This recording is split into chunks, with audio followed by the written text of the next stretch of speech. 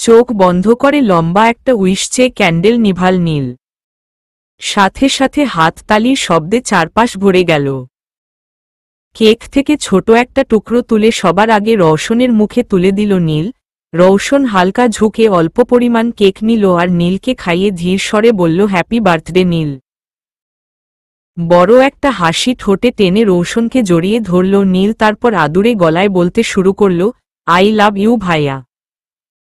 You are the best brother in the world. Roshan নীলের মাথায় আলতো করে হাত বুলিয়ে দিল। ঝুঁকার ফলে ব্যান্ডেজের জায়গাটায় টান লাগে ওর, যার কারণে জমে থাকা ব্যথাটুকু নাড়া দিয়ে ওঠে।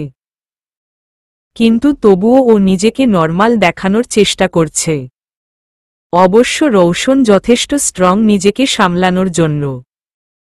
তবুও এত বড় একটা আঘাত সহ্য করে অপারেশনের পরপরই এমন নরমাল থাকার জন্য শক্ত মনোবলের সাথে ধৈর্যেরও প্রয়োজন হয়।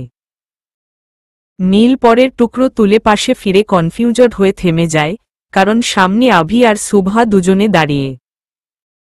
ওরা দুজনই আশায় আছে যে নীল ওদের কেক খাইয়ে দিবে, কিন্তু নীল যেন দ্বিধায় আটকে পড়ে। কাকে আগে ও কেক খাওয়াবে সেটার সিদ্ধান্তে পৌঁছতে পারছে না বেচারা। অনেক গভীর মনোযোগ নিয়ে কিছু সময় ভাবে নীল। ওর মাথায় দারুণ একটা বুদ্ধি এসেছে। নীল মুচকি হেসে কেকের টুকরোটা হাতে নিয়ে বলে, লেডিস ফার্স্ট।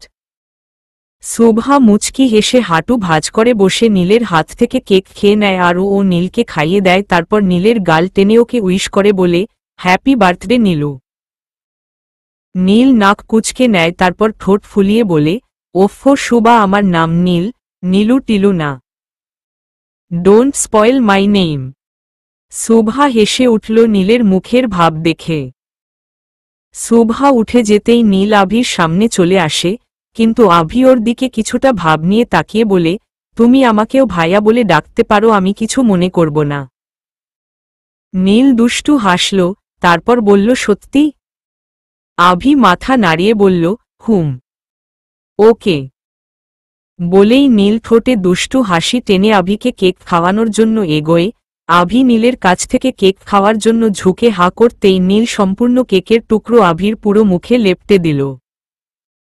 আভি পুরোই হতভম্ব, বোকার মতো তাকায় ও নীলের দিকে। বেচারা কেক টেস্ট করতে গিয়ে কেকই ওর ফেস টেস্ট করে ফেলেছে। নীল খিলখিলিয়ে হেসে উঠে আভির মুখ দেখে, ওর সাথে বাকিদেরও একই অবস্থা। আভি ভালোই বুঝতে পেরেছে যে এই পিচ্চি ছেলের সাথে এত সহজে ও শুধু করতে পারবে না। ওর আরও মেহনত করতে হবে নীলের সাথে বন্ধুত্ব করার জন্য। আভি মুখ ফুলিয়ে সোজা হয়ে দাঁড়িয়ে রুমাল দিয়ে নিজের মুখ পরিষ্কার করে নেয়, তারপর বলে, হ্যাঁ হ্যাঁ হেসে নাও, আমারও দিন আসবে তখন আমি তোমাকে কেক দিয়ে গোসলি করিয়ে দিব। নীল জিভ বের করে আভিকে ভেঙচি কেটে নিজের জায়গায় এসে দাঁড়ায়। আভিও নীলকে ভেঙচি কাটে, কিন্তু পরপরই একটা বড় গিফট বক্স আর সেটার উপর একটা ছোট বক্স নীলের সামনে রেখে দেয়, তারপর বলে, হ্যাপি বার্থডে নীলু।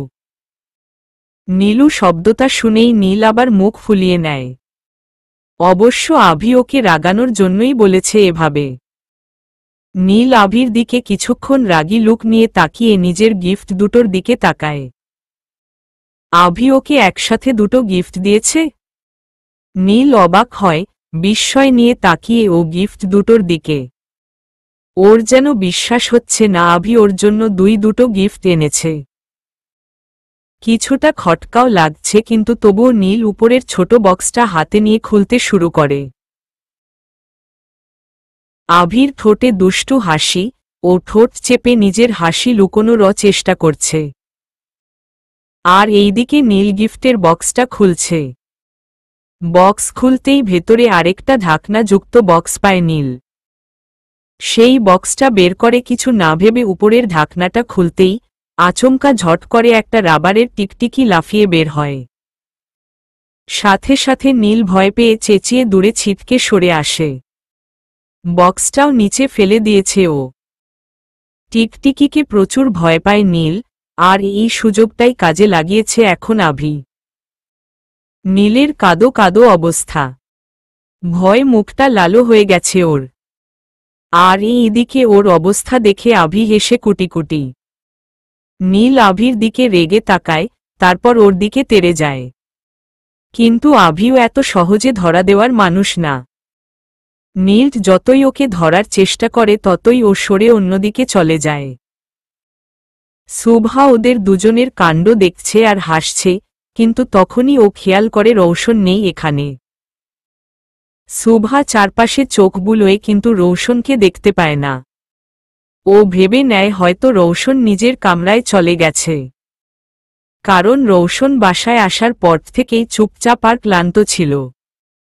তখনও শুভার এতগুলো প্রশ্নের প্রত্যুত্তরে কোনো জবাব দেয়নি, আর না পুরো অনুষ্ঠানের সময় বাড়তি কোনো কথা বলেছে। শুভা এ বিষয়ে রৌশনের সাথে পরে কথা বলবে বলে ভেবে নেয়। এই মুহূর্তে অনুষ্ঠানটা সুন্দরভাবে শেষ করাটা জরুরি মনে করছে শুভা। কিছু সময় পর রাত 11টা, সবাইকে বিদায় জানিয়ে শুভা সবকিছু গুছিয়ে নিচ্ছে। নীল বসে বসে ওর জন্মদিনের গিফটগুলো খুলে খুলে দেখছে, অন্যদিকে আভি নীলের সাথে বসে খুনসুটি দুষ্টিমি করছে। শুভা কাজের ফাঁকে ফাঁকে উপরের রুমটার দিকে তাকাচ্ছে। রৌশনের জন্য চিন্তা হচ্ছে ওর। কিন্তু উপরে এখন যাওয়াটা ঠিক হবে কিনা সেটা ভেবে পাচ্ছে না শুভা। আভি নীলের সাথে মজা করার ফাঁকে নিজের ফোন হাতে নেয়। আজ সারাদিন ফোনটা চেক করেনি আভি, তাই গুরুত্বপূর্ণ কোনো খবর বা মেসেজ এসেছে কিনা চেক করছে ও। হঠাৎ একটা মেসেজ দেখে চমকে উঠে আভি, মুখের রং যেন সেকেন্ডেই উড়ে যায় ওর। বিস্ময় নিয়ে বিড়বিড় করে বলে উঠে ও এসব কি? ভাইয়ের বিরুদ্ধে এসব কে করছে? উঠে দাঁড়ায় আভি, চিন্তার রেখা কপালে স্পষ্ট ফুটে উঠেছে ওর। ফোনটা দেখতে দেখতেই দ্রুত সরে আসে ওখান থেকে আভি। একপাশে গিয়ে দাঁড়ায় ও, তারপর খুব মনোযোগ সহকারে পুরো মেসেজ, ফাইল আর পাঠানো ছবিগুলো চেক করে ও। আভি কিভাবে কি করবে কিছুই বুঝতে পারছে না। উপরে রৌশনের রুমের দিকে তাকায় আভি, তারপর নিজে নিজে বলতে শুরু করে, ভাইকে কি জানান ঠিক হবে? নাকি পরে জানাবো? না, আগে আমি নিজে বিষয়টা ক্লিয়ার করে নেই, তারপর না হয় ভাইকে এ বিষয়ে জানাবো। আভি দ্রুত নিজের রুমের দিকে যেতে যেতে একজনের নাম্বারে কল করে। এইদিকে শুভা রৌশনের রুমের সামনে এসে দাঁড়ায়। ও ভেতরে যাওয়ার সাহসটুকু পাচ্ছে না। মনের মধ্যে যেন দ্বিধাদ্বন্দ্ব চলছে শুভার। তবুও বুকে ফু দিয়ে সাহস জুগিয়ে আলতো হাতে রৌশনের রুমের দরজা খোলে ও, তারপর ঘন নিঃশ্বাস ফেলে ধীর পায়ে রুমে প্রবেশ করল শুভা। রুমের লাইট ঝালানো, ভেতরে আসতেই হঠাৎ পায়ের নিচে কিছুর লাগল শুভার। শুভা নিচে তাকাতেই দেখে রৌশনের শার্ট পরে আছে। শুভা সাথে সাথে ঝুঁকে শার্টটা তোলে, কিন্তু তখনই হাতে ছিপছিপে তরল কিছু অনুভব করে ও। শার্টটা বাম হাতে নিয়ে ডান হাতের দিকে তাকাতেই চোখ দুটোয় ভয় নেমে আসে ওর। ঘাবড়ে শার্টটা হাত থেকে পড়ে গেল শুভার। কিন্তু রক্তে ভেজা হাতটার থেকে যেন চোখই সরছে না ওর। বুকের ভেতরটা টিপটিপ করছে ওর। হঠাৎ রৌশনের কথা মনে পড়তেই রুমের ভেতরে চোখ বুলিয়ে তাকে খুঁজতে শুরু করে শুভা। রুমে না পেয়ে ওয়াশরুম চেক করে শুভা, কিন্তু সেখানেও নেই রৌশন। সবশেষে বারান্দায় যেতেই রৌশনকে দেখতে পায় ও। খোলা আকাশের নিচে বেতের সোফায় শুয়ে আছে ও। এক হাত মাথার নিচে আরেক হাত বুকে রেখে চোখ বন্ধ করে আছে। রৌশন ঘুমিয়ে আছে নাকি চোখ বন্ধ করে রেখেছে শুধু, সেটাই বুঝতে পারে না শুভা। তবুও কাঁপা কাঁপা পায়ে রৌশনের সামনে যায় ও, দু হাঁটু গেড়ে রৌশনের পাশে বসল শুভা। ওর হাত দুটো খেয়াল করে পর্যবেক্ষণ করতে শুরু করে শুভা। শার্টে লেগে থাকা রক্ত রৌশনের কিনা সেটা নিশ্চিত করছে ও। কিন্তু রৌশনের হাতে বা মাথায় কোথাও কোনো কাটা ঘা নেই। স্বস্তির নিঃশ্বাস ফেলে শুভা, কিন্তু তখনই ওর খেয়াল হয় শার্টের নিচের দিক থেকে রক্ত লেগেছে ওর হাতে। শুভা কাঁপা কাঁপা হাতে রৌশনের শার্টটা উপরের দিকে তুলতে নিলেই হঠাৎ খপ করে ওর হাত ধরে ফেলে কেউ। সাথে সাথেই যেন শুভা জমে যায়। ভয় ভয় দৃষ্টি জোড়া তুলে তাকায় ও। শুভা ভীতু দৃষ্টি উঁচু করে তাকায় মানুষটিকে দেখার উদ্দেশ্যে। কিন্তু মানুষটিকে দেখে ভয়টা কেটে যায় ওর, ঘন শ্বাস ফেলে কিছুটা শান্ত হয় শুভা। রৌশন নয় বরং অয়ন ওর হাত ধরে ওকে আটকেছে। রৌশন তো এখনো ঘুমে আচ্ছন্ন। শুভা কিছু বলবে তার আগেই অয়ন ওর হাত ধরে দ্রুত রুম থেকে বের করে নিয়ে আসে। শুভা ওর এমন ব্যবহারে অবাক হয়। রুম থেকে বেরিয়ে শুভার হাত ছেড়ে দিয়ে দরজাটা ধীরে বন্ধ করে দিল অয়ন। তারপর শুভার দিকে তাকিয়ে শান্ত স্বরে বলতে শুরু করে, ও কি করছিলে তুমি বসের রুমে? Have you lost it Shubha? যদি বসের ঘুম ভেঙে যেত? উনি কতটা ক্রুদ্ধ হতেন কোনো আইডিয়া আছে তোমার? শুভা চুপ করে আছে। ও বুঝতে পারছে যে অয়ন ঠিক কথাই বলছে। এত রাতে ও রওশনের রুমে গেছে, তাও রওশনের ঘুমন্ত অবস্থায়। আর একটুর জন্য তাকে জাগিয়ে ফেলার কাণ্ড থেকে রেহাই পেয়েছে শুভা। যেখানে সামান্য কেবিনে না বলে ঢোকায় রৌশন সেদিন ক্ষেপে অগ্নিশর্মা হয়ে গিয়েছিল, সেখানে তো আজ শুভা অসময়ে ওর রুমে ঢুকেছে। না জানি আজ ধরা পড়লে রৌশন ওকে কি শাস্তি দিত। কিন্তু এত কিছুর মধ্যেও শার্টে লেগে থাকা রক্তের কথাটা মনে পড়ে যায় ওর। সাথে সাথেই অয়নকে বলতে শুরু করে শুভা, আমি তো শুধু চেক করতে এসেছিলাম যে রৌশন ঠিক আছে কিনা। উনাকে অনেক অন্যরকম লাগছিল আসার পর থেকেই, তাই। কিন্তু রুমে যেতেই রওশনের শার্টে ব্লাড দেখতে পাই আমি। এই আমার হাতেও লেগেছে দেখ। শুভা নিজের হাত উঠিয়ে অয়নকে দেখায়। অয়ন শুভার হাতে ব্লাড দেখে হোঁচকিয়ে যায়। কিছুক্ষণ ভেবে কথা ঘুরিয়ে বলে, ও এটা ব্লাড না শুভা, পেইন্ট। বসের শার্টে পেইন্ট লেগেছিল, তুমি সেটাকেই ব্লাড ভেবে বসেছ। অয়নের কথায় শুভা কিছুটা অবাক হয়। ওর যেন বিশ্বাস হচ্ছে না, তাই আবারও প্রশ্ন করে শুভা, কিন্তু রওশনের শার্টে পেইন্ট আসবে কোথা থেকে? অয়ন সাথে সাথে কিছুটা কনফিডেন্স নিয়ে বলতে শুরু করে, আরে আমরা নতুন কালেকশনের স্যাম্পল দেখার জন্য প্রোডাকশন হাউজে গিয়েছিলাম। ওখান থেকেই বসের শার্টে পেইন্ট লেগেছে। এতটুকু বিষয়কে তুমি কোথা থেকে কোথায় নিয়ে যাচ্ছ?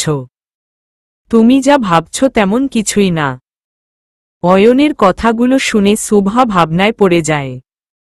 সত্যিই ওদের প্রোডাকশন হাউজে বেশিরভাগই পেইন্টের কাজ চলে, তাই ওখানে গেলে গায়ে বাট কাপড়ে এমন পেইন্ট লাগাটা স্বাভাবিক। শুভার সাথে এমন ঘটনা প্রায়ই ঘটেছে। এমনকি একবার পেইন্ট দিয়ে শুভা নিজেই গোসল হয়ে গিয়েছিল। তাই অয়নের কথাগুলো অবিশ্বাস করার মতো কোনো কারণই শুভার কাছে।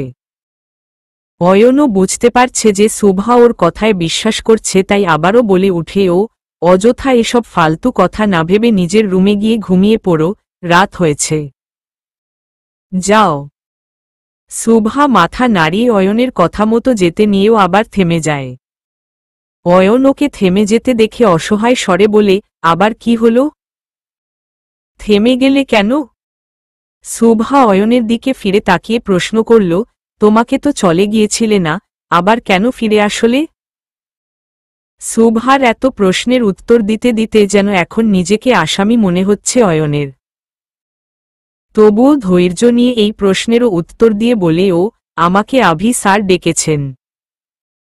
এখন এটা জিজ্ঞেস করো না, কেন ডেকেছেন?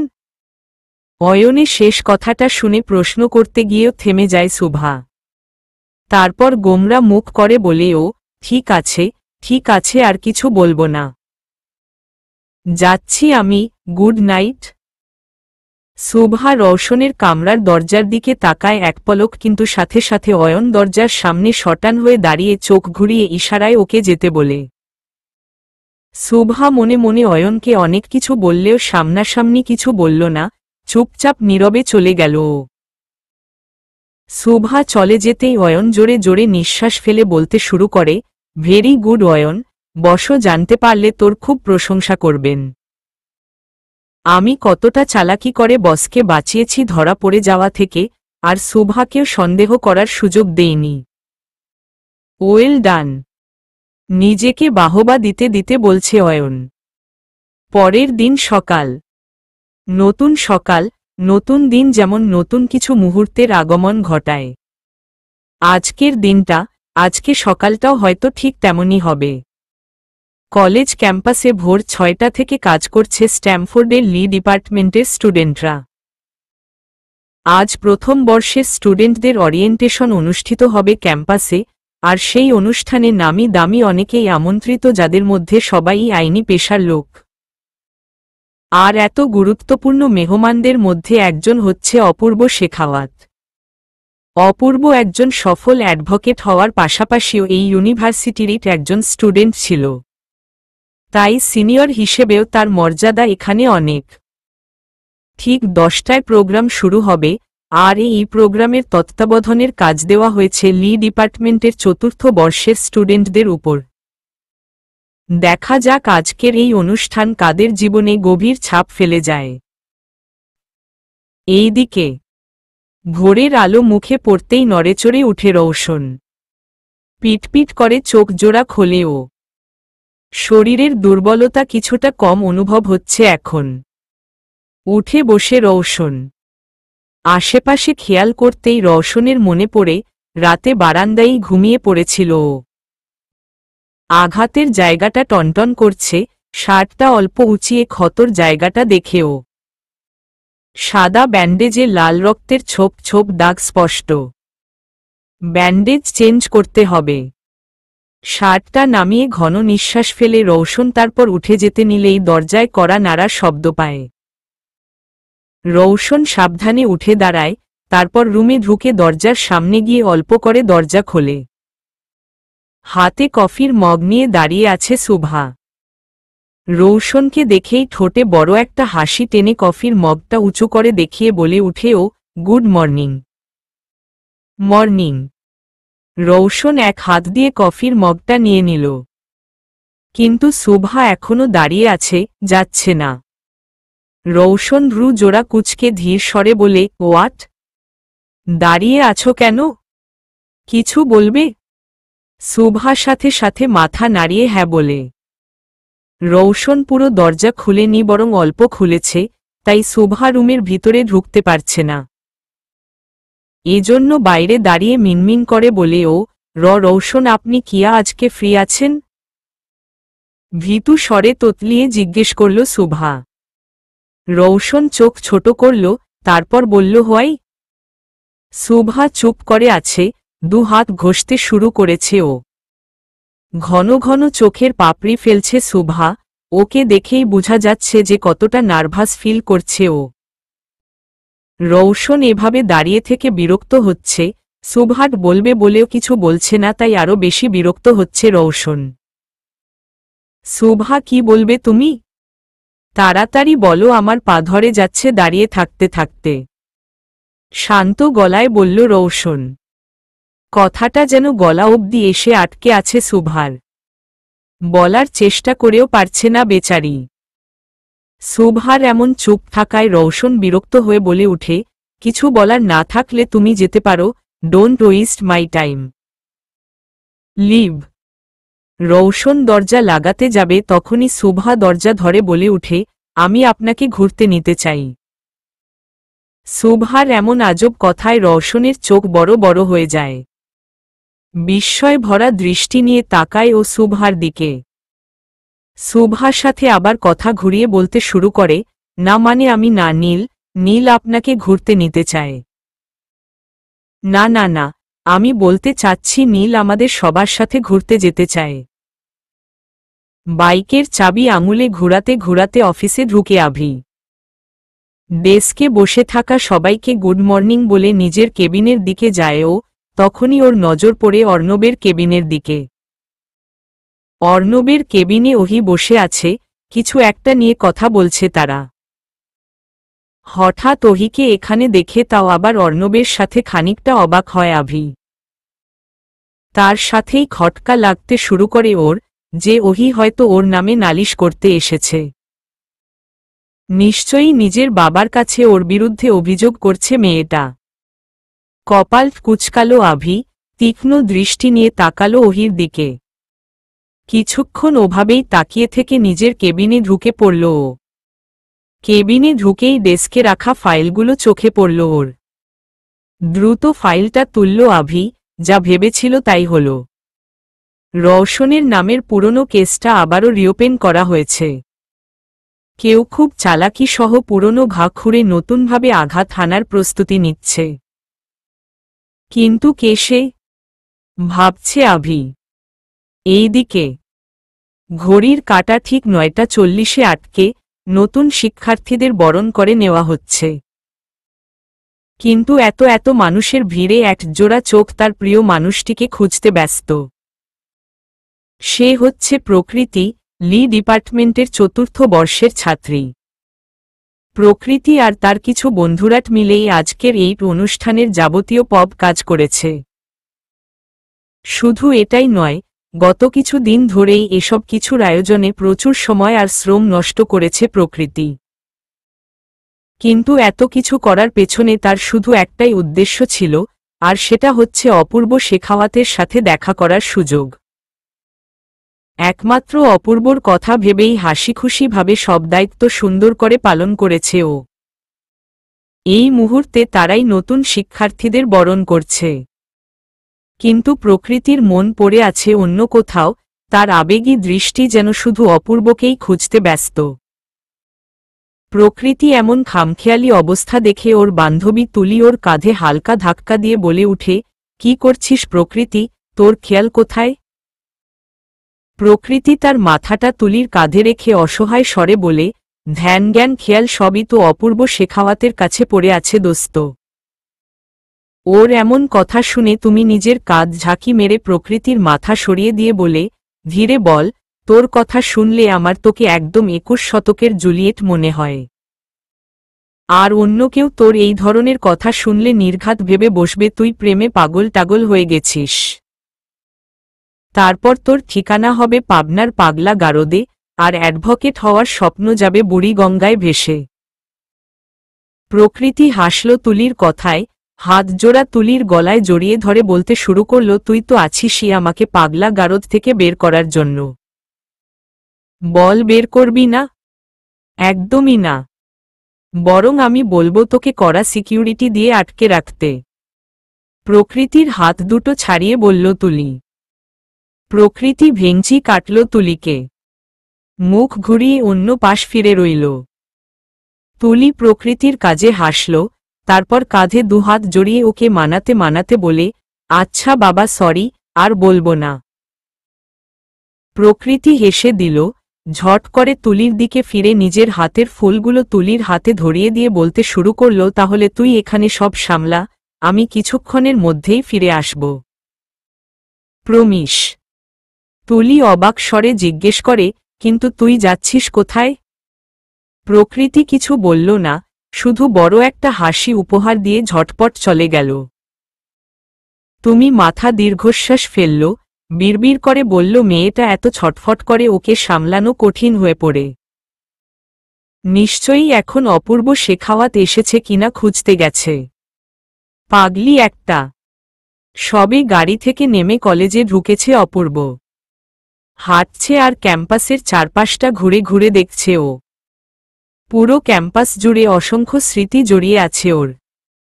যতই ভেতরে যাচ্ছে স্মৃতিগুলো ততই মনে নাড়া দিয়ে উঠছে ওর। এইদিকে আয়নার সামনে দাঁড়িয়ে ঘুরে ঘুরে নিজেকে দেখছে শুভা। সর্ষে হলুদ রঙের লং ড্রেস পরেছে ও, সাথে কানে ঝুমকা আর হাত ভর্তি চুড়ি।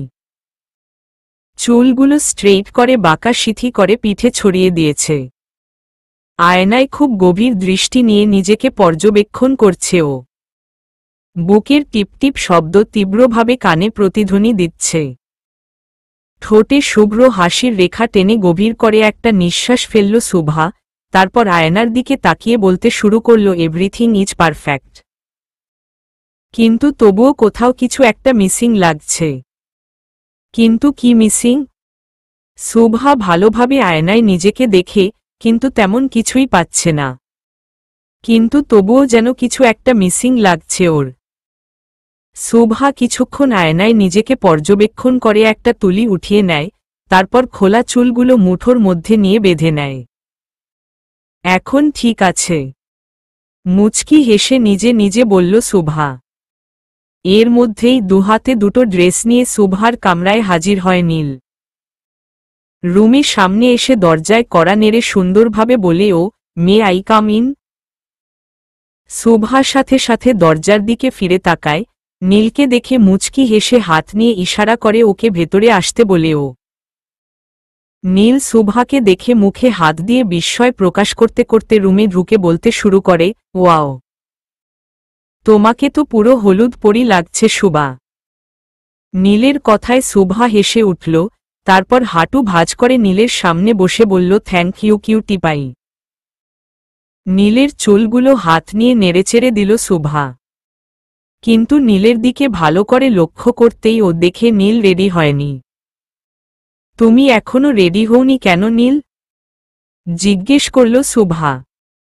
নীল দু হাতের ড্রেসগুলো শুভার সামনে তুলে ধরে আহত স্বরে বলতে শুরু করে, আই নিড ইউর হেল্প। আমি বুঝতে পারছি না কোনোটা পরব। শুভা হাসল নীলের ঠোঁট ফোলানো দেখে, তারপর নীলের হাত থেকে ড্রেস দুটো নিয়ে বলল, ও আমি আছি না, আমি তোমাকে কিউট চেয়ে একটা ড্রেস চুজ করে দিচ্ছি, যেটা পরে আমাদের কিউটি নীলকে আরও কিউট লাগবে। শুভা ড্রেস দুটো ভালো করে দেখল, একটা হচ্ছে সাফারি জ্যাকেট আর টি শার্ট সেট, আরেকটা হচ্ছে স্কাই ব্লু আর white colour full sleeve casual hoodie. Shubha দুটো ড্রেসই ভালো করে দেখে হুডিটা নীলের হাতে দিয়ে বলল, এটা বেস্ট। নীল ড্রেসটা দেখে হাসল, তারপর বলল, তোমার চয়েজ একদম আমার মতো, আমিও এটাই বেশি পছন্দ করেছি। গিভ মি 10 মিনিটস, আমি দৌড়ে গিয়ে রেডি হয়ে আবার দৌড়ে আসছি। নীল যেতে যেতে বলল কথাগুলো। নীল চলে যেতেই শুভা উঠে দাঁড়ায়, তারপর বেড থেকে ফোনটা তুলে সময় দেখে নেয়। এখন সময় 9:45, ওদের বের হওয়ার সময় আরও আধা ঘন্টা পর। যদিও শুভা আগেই রেডি হয়ে গেছে, কারণ রৌশন লেট করতে একদম পছন্দ করে না। আর শুভা চায় না আজকের এমন হাস্যোজ্জ্বল দিনেও রৌশনের কাছ থেকে বকা শুনতে। গাছে নব গজানো পাতাগুলো জানান দিচ্ছে বসন্তের আগমনের, কিন্তু এর সাথেই হিমশীতল ঠান্ডাও প্রকাশ করছে শীতের উপস্থিতির। যেন শীত আর বসন্তের মাঝে দাঁড়িয়ে আছে প্রকৃতি। গাড়ির জানালা খুলে চোখ বন্ধ বাইরের এমন পরিবেশটা অনুভব করতে ভালোই লাগছে শুভার। কিন্তু হঠাৎ যেন শুভার মুখে ঠান্ডা বাতাসের ঝাপটা আসা বন্ধ হয়ে গেল।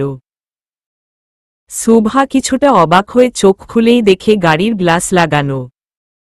শুভা যেন বুঝতে পারে না হঠাৎ কিভাবে জানালা বন্ধ হল। বিষয়টা বোঝার জন্য পাশে তাকাতেই ও খেয়াল করে রৌশন সিটে হেলান দিয়ে চোখ বন্ধ করে আছে। নীল শুভার দিকে তাকিয়ে ইশারায় রৌশনের দিকে আঙুল তাক করে বোঝায় যে রৌশন বন্ধ করেছে জানালা। শুভার মুখটা সাথে সাথে ছোট হয়ে যায়। সামান্য জানালা খোলা নিয়েও লোকটার এত সমস্যা। প্রতিটা জিনিসে নিজের সমস্যা প্রকাশ না করলে যেন তার রাতের ঘুম পুরো হয় না। শুভা বিরক্তির শ্বাস ফেলল। কোথাও ঘুরতে গেলেও যেন নিজের অ্যারোগেন্ট নেচার নিজের সাথেই নিয়ে আসে রৌশন। একদিনের জন্য তার অ্যারোগেন্সিকে ছুটি দিল কি এমন হয়ে যাবে বুঝে পায় না ও।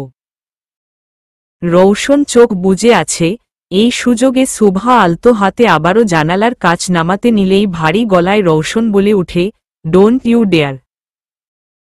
সাথে সাথে শুভা নিজের হাত নামিয়ে নেয়। আরই চোখে তাকায় রৌশনের দিকে, তারপর নাক কুচকে বিড়বিড়িয়ে কিছু বলে মুখ ঘুরিয়ে নিল অন্য পাশে। অন্যদিকে নীল রৌশন আর শুভার মাঝে বসে ওদের কাণ্ড দেখছে। রৌশন কিছু বললে তার দিকে তাকাচ্ছে, আবার শুভা কিছু করলে শুভার দিকে। কিছু বলতে চেয়েও বলতে পারছে না বেচারা, কারণ এত কষ্ট করে রৌশনকে ওদের সাথে আনতে পেরেছে ওরা।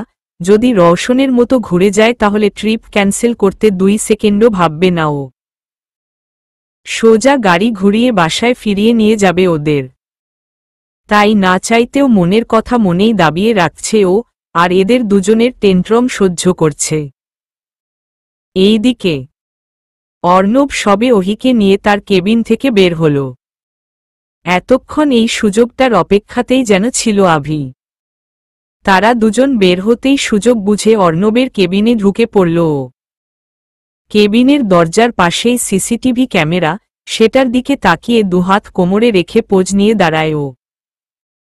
তারপর ক্যামেরাকে ভেঙচি কেটে ভাব নিয়ে অর্ণবের ডেস্কের সামনে চলে যায়। ক্যামেরাটাকে ভয় না পাওয়ার প্রধান কারণ হচ্ছে আভি কেবিনে ঢোকার আগেই অর্ণবের রুমের সিসি ক্যামেরা বন্ধ করে ফেলেছে। তাই যতটুকু সময় আভি না চাইছে কিছুই ক্যামেরাতে রেকর্ড হবে না। এজন্যই এতটা কনফিডেন্ট নিয়ে এমন রিস্কি কাজটা বিনা ঘাবড়ে করতে পারছে না। আভি সবার আগে অর্ণবের ল্যাপটপ ওপেন করে। ওর পাসওয়ার্ড আভি অনেক আগেই হ্যাক করে ফেলেছে, তাই সার্ভারে লগইন করতে সময় লাগল না ওর। তবুও সতর্ক অবলম্বন করে দ্রুত কাজটা শেষ করার চেষ্টা চালাচ্ছে আভি। হেডকোয়ার্টারের সার্ভার থেকে কিছু সিক্রেট তথ্য খুঁজতে ব্যস্ত ও। প্রায় বেশ কিছুক্ষণ সময় নিয়ে পেনড্রাইভে সবকিছু কপি করে ল্যাপটপটা দ্রুত বন্ধ করে নেয় আভি। তারপর ল্যাপটপটা জায়গা মতো রেখে কেবিনটার চারপাশে চোখ বুলোয় আভি, আরেকটা খুব গুরুত্বপূর্ণ কিছু খুঁজছে ও। কিন্তু সেটা যে অর্ণব অফিসে রাখেনি সেটা সিউর হয়ে নেয় আভি। অনেক সময় পার হয়ে গেছে, নিশ্চয়ই অর্ণব ফিরে আসছে, তাই আর সময় নষ্ট করল না আভি। কাজ শেষ করে কেবিন থেকে বেরিয়ে আসে আভি, কিন্তু বেরোতেই হঠাৎ অহির সামনে পড়ে যায় ও। আচমকা অহির মুখোমুখি হতেই চেহারায় কিছুটা উৎকণ্ঠার ছাপ ছেয়ে যায় আভির। অহি সন্দেহের দৃষ্টিতে আভির দিকে তাকিয়ে জিজ্ঞেস করে, আপনি আমার বাবার কেবিনে কি করছিলেন? অহির এমন প্রশ্নে অপ্রস্তুত হয়ে পড়ে আভি, কিন্তু তার সামনে নিজের নার্ভাসনেস প্রকাশ করল না ও। নিজেকে সামলে দ্বিধাহীনভাবে উত্তর দিল ও, সরারের কেবিন? কই না তো, আমি তার কেবিনে যাইনি। আমি তো স্যারের কেবিন ক্রস করে জনির সাথে দেখা করতে যাচ্ছিলাম। অহি আভির উত্তরে সন্তুষ্ট হল না। যতই হোক একজন পুলিশের মেয়ে ও, এত সহজে থরি না সন্দেহ যাবে। আপনি সত্যি বলছেন তো? চোখ জোড়া ছোট ছোট করে আবার জিজ্ঞেস করল ও। অহির এমন নাক গলানো স্বভাব, আর প্রশ্নে বিরক্ত হয় আভি। তাই কথা ঘুরানোর জন্য ভারী গলায় বলতে শুরু করে ও, তোমার সাহস দেখে তো আমি অবাক হচ্ছি অহি, তুমি একজন অনডিউটি অফিসারকে জেরা করছো? সিরিয়াসলি? ডোন্ট ফরগেট তোমার বাবা পুলিশ অফিসার তুমি না। তাই নিজের ইন্টেরোগেশন স্কিল আমার উপর ট্রাই করো না। তুমি কিন্তু এর আগেও একটা ক্রাইম করে বসে আছো, ভুলে গেছো কি? আভির এমন হুমকি ভরা কথা শুনে চুপ করে যায় অহি। মুহূর্তেই মুখটা ভেজা বেড়ালের মতো একদম চুপসে গেল ওর। আভির ঠোঁটে সরু হাসি ফুটে উঠে, অহিকে ও ভালোই জব্দ করতে পেরেছে তা ওর হাসি দেখেই বোঝা যাচ্ছে। স্ট্যামফোর্ড ইউনিভার্সিটি হলে বসে আছে পুরো ডিপার্টমেন্টের স্টুডেন্ট, তাদের সাথে যারা যারা পুরো অনুষ্ঠান আয়োজনের দায়িত্বে ছিল তারা আর ডিপার্টমেন্টের প্রফেসরসরা। গেস্টদের অভ্যর্থনা জানিয়ে আসনে বসানো হয়েছে, আর একে একে সবাই এসে বক্তৃতা নামক ভাষণ দিচ্ছেন। কেউ কেউ ভিডিও করতে ব্যস্ত তো কেউ ছবি তোলতে। এক কথায় সবাই নিজেদের কাজে ব্যস্ত, কিন্তু প্রকৃতি অপূর্বকে দেখতে ব্যস্ত। তখন পুরো ক্যাম্পাস ঘুরে এসেও অপূর্বর দেখা পায়নি ও। আর ভাগ্যের অদ্ভুত খেলার মতোই প্রকৃতি যেতেই অপূর্ব চলে এসেছিল। অপূর্বকে অভ্যর্থনা জানানোর সুযোগটা খুব কষ্টদায়কভাবেই প্রকৃতির হাত থেকে ফসকে পড়ল। যেই মুহূর্তটার জন্য প্রকৃতি এতটা পরিশ্রম করেছে, এতটা ধৈর্য ধরেছে, সেটা শেষ মুহূর্তে তুলির ভাগ্যে হল। প্রকৃতির সবচেয়ে বড় স্বপ্নই অপূর্ব, কিন্তু আজ ওর এই স্বপ্নটা তুলি উপভোগ করল ভাবতেই দীর্ঘ শ্বাস বেরিয়ে এলো ভেতর থেকে। বিষয়টা সত্যিই কষ্টদায়ক প্রকৃতির জন্য। নিরাশার হতাশা ভরা দৃষ্টি নিয়ে তাকিয়ে ও অপূর্বর দিকে। এর মধ্যেই তুলি এসে হাজির হয় প্রকৃতির পাশে, ঠোঁটে দুষ্টু হাসি টেনে হালকা ধাক্কা দিয়ে বলে উঠে, ও হিংসে হচ্ছে আমাদের প্রকৃতির? প্রকৃতি রুষ্ট দৃষ্টি নিয়ে তাকিয়ে মুখ ফুলিয়ে জবাব দেয়, অনেক বেশি। তুলি হাসল, তারপর প্রকৃতির কানের সামনে মুখ নিয়ে ধীর গলায় বলল, তোর রাগ মেটানোর জন্য মাইন্ডব্লোয়িং একটা আইডিয়া আছে আমার কাছে। শুনতে চাস? হুম হুম। মাথা নাড়ালো প্রকৃতি। তুলি মুচকি হাসল, তারপর প্রকৃতির কানে কানে কিছু বলতে শুরু করল। এইদিকে অ্যাকুরিয়ামের মাছগুলো ঘুরে ঘুরে দেখছে শুভা আর নীল, অন্যদিকে রৌশন ওদের পাশাপাশি হাঁটছে শুধু। নীলের জেদ ওর মাছ লাগবে, ওর অ্যাকুরিয়ামের জন্য নতুন মাছ। তাই রৌশন ওকে এখানে এনেছে পছন্দমতো মাছ নেওয়ার জন্য। রং বেরঙের, ভিন্ন সাইজ, ডিজাইন আর বিভিন্ন ধাঁচের মাছ এখানে। সবগুলোই অদ্ভুত সুন্দর। শুভা আর নীল মুগ্ধ দৃষ্টিতে দেখছে সবগুলোকে। সবগুলোই এত সুন্দর যে চুজ করা মুশকিল। নীল সবগুলো মাছ দেখতে দেখতে বলে, এখানে কি অক্টোপাস নেই? আমি ভেবেছিলাম অক্টোপাস নিব। নীলের কথা শুনে রৌশন বলে উঠে, অক্টোপাস আজকাল অ্যাকুরিয়ামে কম, রেস্টুরেন্টে বেশি পাওয়া যায়। Do you wanna try? রৌশনের কথা শুনে নীল নাক ছিটকানো ভাব করে তাকায় ওর দিকে, তারপর বলে উঠে, ইয়াক, নেভার। এর মধ্যেই লাল আর সাদার মধ্যে এক ধরনের মাছ থেকে চেঁচিয়ে উঠে শুভা, নিমো। ওয়াও, এগুলো তো একদম কার্টুনের মতোই দেখতে। কত কিউট। শুভার কথা শুনে নীল দ্রুত ওর সামনে আসে। মাছগুলোর দিকে এক পলক তাকিয়ে আবার শুভার দিকে তাকায় নীল, তারপর বলে, ওফো শুভা, এগুলো নিমো না, এগুলোর নাম অককে ল শব্দটা যেন কিছুতেই নীলের মুখ থেকে বের হচ্ছে না। তবুও চেষ্টা চালিয়ে যাচ্ছে নীল, শব্দটা উচ্চারণ হতে হতেও যেন হচ্ছে না। তখনই রৌশন বলে উঠে, ওসেলারিস। OCELLARIS, ওসেলারিস ক্লনফিশ হবে। হ্যাঁ হ্যাঁ, এটাই তো বলছিলাম।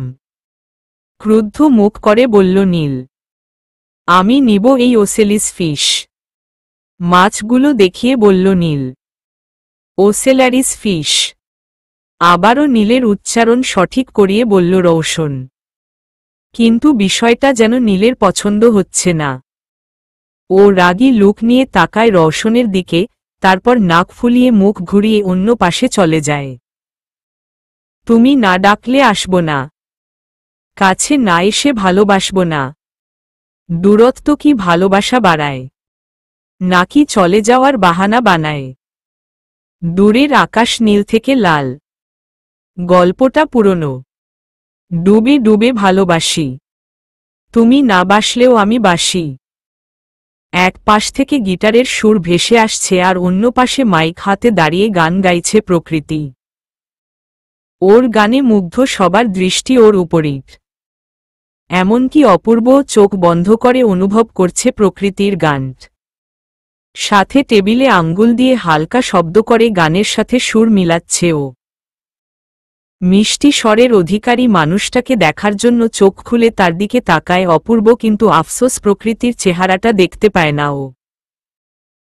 শুধু দেখতে পায় অ্যাকোয়া কালারের শাড়ি পরিহিত একটা মেয়ে, কোমর অবধি চুলে গোলাপের খোপা তার। স্টেজে দাঁড়িয়ে গান গাইছে প্রকৃতি, যার ফলে অপূর্ব শুধু ওকে পেছনে থেকেই দেখতে পারে। কিছুক্ষণ এভাবেই তাকিয়ে থাকে অপূর্ব প্রকৃতির দিকে, কিন্তু তখনই ও খেয়াল করে ওর ফোনে কল আসছে। ফোনটা হাতে নিতেই দেখতে পায় ও যে বেশ কিছুটা মিস কল উঠে আছে। এতক্ষণ এই মিউজিকের জন্য শুনতেই পায় অপূর্ব যে ওর ফোনে কল আসছে। দেখতে দেখতে আবারও কল চলে আসে। অপূর্ব তার পাশে বসে থাকা প্রিন্সিপালের কানে ফিসফিসিয়ে কিছু বলে ফোন নিয়ে উঠে বাইরে চলে আসে। এর মধ্যেই প্রকৃতির গান শেষ হয়ে যায়। সাথে সাথেই করতালিতে মুখরিত হয়ে ওঠে চারপাশ। প্রকৃতি ঠোঁটে প্রশস্ত হাসি টেনে পেছনে ঘুরে তাকায় চিফ গেস্টদের উদ্দেশ্যে। কিন্তু পেছনে তাকাতেই ঠোঁটের হাসিটা মিলিয়ে যায় একদম। অপূর্ব তো নেই সেখানে। যার জন্য এতক্ষণ গান গাইল প্রকৃতি সেই তো শুনল না। মায়ূস মুখ করে নিজের জায়গায় এসে দাঁড়িয়ে পড়ে ও। আজকের দিনটাই যেন ওর জন্য খারাপ, যতবারই ভাবে এই বুঝি অপূর্বর মুখোমুখি হবে ততবারই সব ভেস্তে যায়। কোনোভাবেই যেন তাদের দেখা করাটা সম্ভব হয়ে ওঠে না। অন্যদিকে অপূর্ব ফোনে কথা বলা শেষ করে অ্যাক্টিভিটি কক্ষে চলে আসে। এখন অনেক তাড়ায় লাগছে অপূর্বকে। হয়তো এখনই কোথায় যাওয়ার প্রয়োজন হয়ে উঠেছে ওর।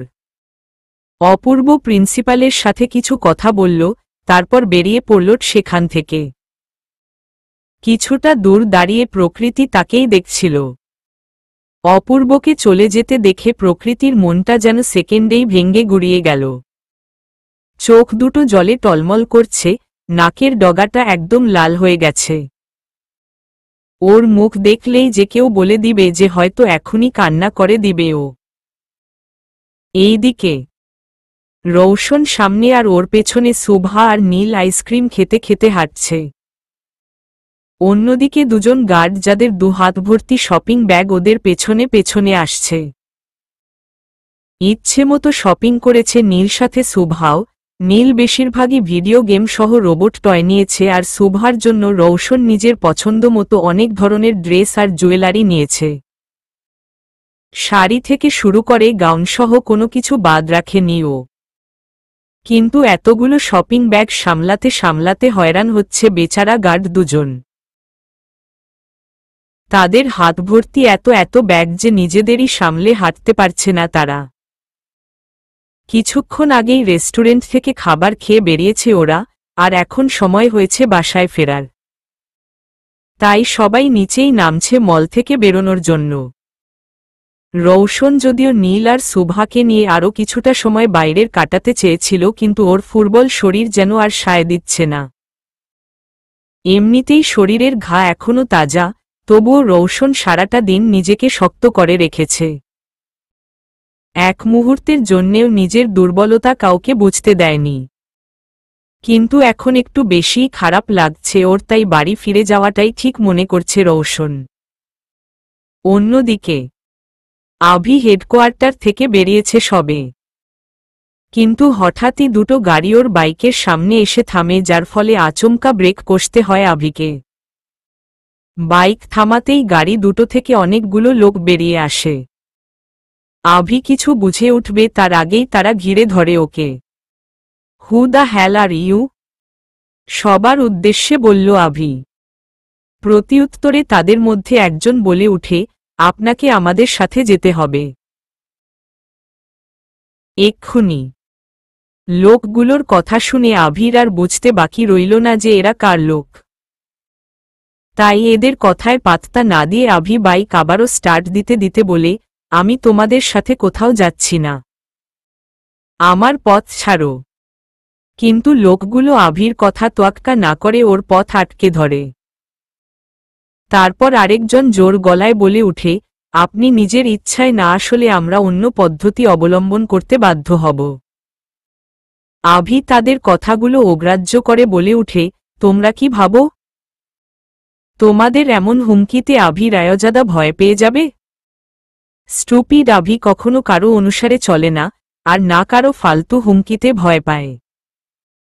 লিভ মাই ওয়ে আদারওয়াইজ আর কিছু বলার আগেই পেছনে থেকে একজন আভির মুখে রুমাল চেপে ধরে। রুমাল থেকে আসা তীব্র মেডিসিনের গন্ধ নাকে যেতেই যেন ব্রেইন কাজ করা বন্ধ করে দেয় আভির। সেকেন্ডেই চারপাশের সব কিছুই অন্ধকারে ছেয়ে যায়। আভি বেহুশ হতেই লোকগুলো ওকে গাড়িতে তুলে গাড়ি স্টার্ট দেয়, আর অন্য একজন ওর বাইক নিয়ে গাড়ির পিছু যায়। অন্যদিকে আদনান একা একা বসে দাবা খেলছে। অপর পক্ষের মন্ত্রীর গুটিটা সরিয়ে ফেলল ও এখন শুধু রাজার গুটিটা বাকি বোর্ডে। সেই গুটিটা হাতে তুলে বলতে শুরু করে, আদনান, আমি তোকে একদম একা করে দিয়েছি রৌশন। তোর সাহায্যে আসবে এমন কোনো সিপাহী খেলায় রাখিনি আমি। একে একে সব কটাকে সরিয়ে ফেলেছি। এখন দেখা যাক তুমি নিজেকে কিভাবে রক্ষা করো, মাই বয়। কথাগুলো বলেই রহস্যময় একটা হাসি দিল আদনান। এইদিকে রৌশন, শুভা আর নীল মল থেকে বেরিয়ে এসেছে। নীল আর শুভা গাড়িতে উঠে বসে, কিন্তু রৌশন যখনই গাড়িতে বসতে যাবে রাস্তার পাশে চোখ যেতেই থেমে যায় ও। রাস্তার পাশে সেই লোকটাই যে সেদিন রৌশনকে চাকু মেরেছিল। লোকটি রৌশনের দিকেই তাকিয়ে। লোকটাকে দেখে কিছুক্ষণ চুপ করে থাকে রৌশন। লোকটা দূর থেকেই দুহাত জড়ো করে আছে, যেন রৌশনের কাছ থেকে ক্ষমা চাইছে সে। কিন্তু হঠাৎই লোকটা যেন ঘাবড়ে যায়, ভয়ার্ত দৃষ্টি নিয়ে তাকায়, তারপর দ্রুত পায়ে সেখান থেকে যেতে শুরু করে। রৌশন বিস্ময় নিয়ে দেখছে তাকে। ও বুঝতে পারছে নিশ্চয়ই ওর শত্রুরা ওর আশেপাশেই আছে, এজন্যই লোকটা এভাবে হঠাৎ ঘাবড়ে গেছে। রৌশন নিজের আশেপাশে তাকায়, কিন্তু সন্দেহ করার মতো কাউকেই পায় না। এভাবে গাড়ির দরজা খুলে রৌশনকে দাঁড়িয়ে থাকতে দেখে কিছুটা অবাক হয় শুভা। কি হয়েছে রৌশন? আপনি ভেতরে এসে বসছেন না কেন? প্রশ্ন করল শুভা। রৌশন কিছুক্ষণ চুপ থাকল, তারপর গাড়ির দরজা বন্ধ করে দিয়ে বলল, তোমরা বাসায় যাও, আমি কিছুক্ষণের মধ্যেই আসছি। রৌশনের হঠাৎ এমন মতো পরিবর্তনের কারণ বুঝতে পারে না শুভা, তাই আবারও প্রশ্ন করে বসে, ও কেন? আপনি কোথাও যাচ্ছেন? গুরুত্বপূর্ণ একটা কাজ মনে পড়ে গেছে। তোমরা দুজন বাসায় যাও। কথাগুলো শুভাকে বলে গার্ডদের উদ্দেশ্যে বলতে শুরু করে রৌশন, বি কেয়ারফুল। সাবধানে ওদের বাসায় পৌঁছে দিবে। গার্ড দুজন মাথা নাড়িয়ে সম্মতি দিল। তারপর পেছনের গাড়িতে বসে পড়ল তারা। রৌশন ড্রাইভারকে ইশারা করতেই ড্রাইভার গাড়ি স্টার্ট দিল, আর তাদের পিছু গার্ডরাও। ওদের গাড়ি চলে যেতেই রৌশন লোকটাকে খুঁজতে শুরু করে। লোকটা সড়কের যে পাশে ছিল সেখানে চলে আসে ও। আশেপাশে ঘুরে লোকটাকে খোঁজে রৌশন, তখনই ও খেয়াল করে লোকটা মলের পেছনের দিকটায় যাচ্ছে। রৌশন কিছু না ভেবেই তার পিছু করল। লোকটা একটা গ্যারেজে ঢুকেছে। রৌশন গ্যারেজের সামনে এসেই নিজের রিভলভারটা বের করে নেয়। তারপর সাবধানতার সাথে ভেতরে প্রবেশ করে। ভেতরে ঢুকতেই লোকটাকে দেখতে পায় ও। সে রৌশনের দিকে পিঠ করে দাঁড়িয়ে আছে। রৌশন তার গানটা নামিয়ে নেয়, তারপর নরম স্বরে বলে উঠে, চাচা। কিন্তু তবুও লোকটা পেছনে ঘুরে না, তাই রৌশন আবারও বলতে শুরু করে, চাচা, আমি জানি আপনি সেদিন নিজের ইচ্ছায় আমাকে আঘাত করেননি। নিশ্চয়ই বড় কোনো কারণ লুকিয়ে আছে এর পেছনে। আমি বিশ্বাস করি আপনাকে আজও। তাই একদম ভয় পাবেন না। আপনি শুধু বলেন আমাকে কে বাধ্য করেছে আপনাকে এমনটা করতে। ট্রাস্ট মি, আপনার কোনো ক্ষতি হতে দিব না আমি। লোকটি এবার ধীরে ধীরে পেছনে ঘুরে, তাকে দেখে অবাক হয় রৌশন। লোকটার মুখে টেপ লাগানো, যার ফলে সে কথা বলতে পারছে না। হাত দুটো সামনের দিকে শক্ত করে বাঁধা, যেটা পেছনে থেকে বোঝাই যায়নি। লোকটার দু চোখ ভর্তি আতঙ্ক, পুরো শরীর ঘামে ভেজা। রৌশন তাকে এই অবস্থায় দেখে অবাক স্বরে জিজ্ঞেস করে, এসব কি? কে করেছে এসব? রৌশন লোকটার দিকে সাহায্যের জন্য এগিয়ে আসতে নিলেই সে ভয়ে ভয়ে পিছিয়ে যায়, যার ফলে থেমে যায় রৌশন। লোকটি চোখ দিয়ে ইশারা করছে রৌশনকে চলে যেতে। কিন্তু রৌশন আবারও এগোয় তার দিকে, তখনই হঠাৎ কোথা থেকে একটা বুলেট এসে লোকটার মস্তিষ্ক ভেদ করে বেরিয়ে যায়। রৌশন যেন পুরোই স্তব্ধ। ওর কদম থেমে গেছে ইতমধ্যেই। লোকটা ওর সামনেই মাটিতে লুটিয়ে পড়ে। রৌশন দ্রুত তাকে ধরে, চোখ বন্ধ হয়ে গেছে লোকটির। রৌশন তার মুখের টেপটা খুলে নেয়। লোকটার নিঃশ্বাস বন্ধ হয়ে গেছে। রৌশন হতভম্ব হয়ে দেখছে তাকে, আশেপাশে তাকায় রৌশন, কিন্তু কোথা থেকে কে গুলি করেছে বোঝা মুশকিল। এর মধ্যেই হঠাৎ পুলিশের গাড়ির সাইরেনের শব্দ শোনা যাচ্ছে। আচমকাজনকভাবেই এমন সময় পুলিশ তার দল সহ হাজির হয়। মৃত লোকটার পাশে রৌশনকে দেখে পুলিশ সুপার জাকির বলে ওঠেন, mister Raizada, you are under arrest. অবশেষে আপনাকে হাতে নাতে ধরার সৌভাগ্য হল আমাদের। রৌশন ভরকে উঠে দাঁড়ায়, তারপর বলে, আর ইউ ব্লাইন্ড? আমি করিনি এটা। জাকির হাসল রৌশনের কথায়, তারপর বলল, প্রত্যেক আসামি এটাই বলে মিস্টার রায়জাদা, কিন্তু আমি আপনার কাছ থেকে অন্য কোনো ডায়লগ আশা করেছিলাম। যাই হোক, আমি ব্লাইন্ড না, তাই দেখতে পারছি খুন আর খুনি দুজনকেই। চোখ খুলতেই নিজেকে খুব পরিচিত জায়গায় আবিষ্কার করে আভি। রুমের দেয়াল থেকে শুরু করে বিছানার বালিশ সহ সবকিছুই চেনা চেনা লাগছে। কিছুক্ষণ ওভাবেই চুপটি করে শুয়ে থাকে আভি, ওর সাথে ঘটা পুরো ঘটনাটা একবার রিভার্স করে বোঝার চেষ্টা করে। মাথাটা ভারী লাগছে, তাই এক হাত দিয়ে কপালটা চেপে ধরে উঠে বসে ও আশেপাশে চোখ বুলিয়ে বুঝতে পারে ও এই মুহূর্তে নিজের বাড়িতে, নিজের কামরায় আছে। সেই কামরা যেখানে ছোটবেলা কেটেছে ওর, কিন্তু দুর্ভাগ্যবশত তারুণ্য কাটাতে পারেনি আভি। বেড হাতড়ে নিজের ফোন খুঁজে আভি, কিন্তু ওর ফোনটা নেই এখানে। উঠে দাঁড়ায় আভি, বের হওয়ার জন্য দরজার সামনে গিয়ে দরজাটা খোলার চেষ্টা করতেই বুঝতে পারে দরজাটা বাইরে থেকে বন্ধ। আভির আর বুঝতে বাকি রইল না যে ওকে আটকে রাখার জন্যই এত কিছু। রেগে দরজায় লাথি মেরে চেঁচিয়ে বলতে শুরু করে Avi, open the door dammit. Adnan Raizada, ভালোভাবে বলছি দরজা খুলুন, নয়তো পস্তাতে হবে আপনাকে, আইম ওয়ার্নিং ইউ। ইচ্ছে মতো চেঁচাচ্ছে আভি, এমনকি কয়েকটা চেয়ার তুলেও দরজায় ছুঁড়ে মেরে দরজা ভাঙ্গার চেষ্টা করে, কিন্তু সফল হয় না। চেয়ারগুলো ভেঙে চুরমার হয়ে যাচ্ছে, দরজায় দাগ পড়ে যাচ্ছে, কিন্তু দরজা ভাঙছে না। বাইরে পাহারা দেওয়া গার্ডগুলো আভির চেঁচামেচি শুনে আরও সতর্ক হয়ে দাঁড়ায়। এইদিকে টেবিলের দুপাশে মুখোমুখি হয়ে বসে আছে রৌশন আর অফিসার জাকির। একের পর এক প্রশ্ন ছুঁড়ে মারছে জাকির রৌশনের দিকে, কিন্তু রৌশন চুপ করে আছে। প্রতিউত্তরে কোনো জবাবই দিচ্ছে না ও। পায়ের উপর পা তুলে বসে শুধু শুনছে জাকিরের অর্থহীন কথাগুলো। এমন পরিস্থিতিতেও রৌশনকে এতটা ঠান্ডা হয়ে নিশ্চিন্তে বসে থাকতে দেখে যেন জাকিরের রক্ত টগবগ করছে, কিন্তু তবুও কিছু বলতে পারছে না ও। মিস্টার রায়জাদা, আপনার কি কোনো ধারণা আছে যে আপনি নিজের এমন আচরণ দ্বারা আইনের অবমাননা করছেন? আমি কিছু বলছি না তার মানে এটা না যে আপনি যা খুশি তাই করবেন আর আমি চুপ করে থাকব, দাঁতে দাঁত চেপে বলল জাকির। কথাটা উল্টো হয়ে গেল না অফিসার? চুপ করে তো আমি আছি, কখন থেকে তো আপনি বলে যাচ্ছেন। সাধারণভাবে উত্তর দেয় রৌশন। রৌশনের এমন অ্যারোগেন্স আর নির্ভীক আচরণে যেন গা জ্বলে উঠল জাকিরের। রেগে টেবিলে জোরে বাড়ি মেরে উঠে দাঁড়ায় ও।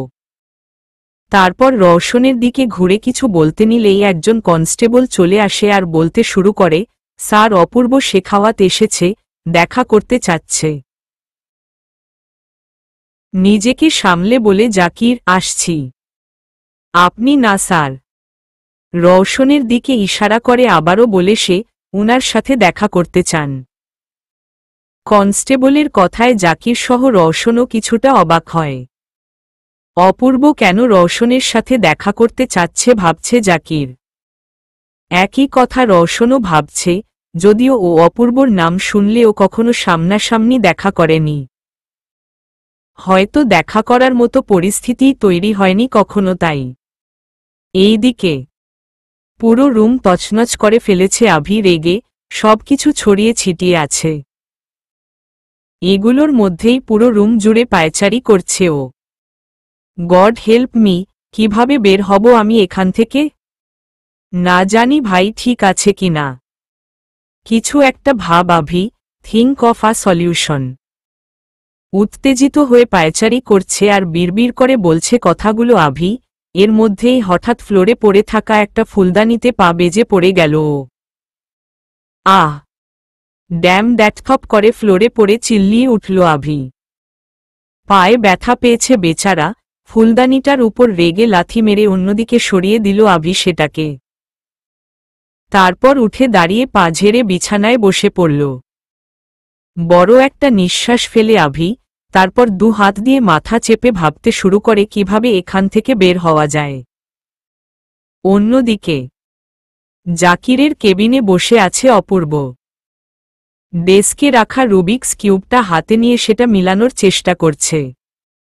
জাকির কেবিনে এসেই অপূর্বকে বসে থাকতে দেখে নিজেও তার ডেস্কের চেয়ার টেনে বসে পড়ে। রৌশন রায়জাদার সাথে কিসের কথা তোর? কেন দেখা করতে চাচ্ছিস? জিজ্ঞেস করল জাকির। অপূর্ব রুবিক্স কিউবটা সলভ করে টেবিলে রেখে দিল, তারপর জাকিরের দিকে তাকিয়ে মুচকি হেসে বলতে শুরু করল, আমি আমার ক্লায়েন্টের সাথে দেখা করব, সিম্পল। এখানে তোর কাছে জবাবদিহিতা করার বাধ্যবাধকতা দেখছি না আমি। অপূর্বর কথায় অবাক হয় জাকির, আবারও জিজ্ঞেস করে বসে, ও হ্যাভ ইউ লস্ট ইট অপূর্ব?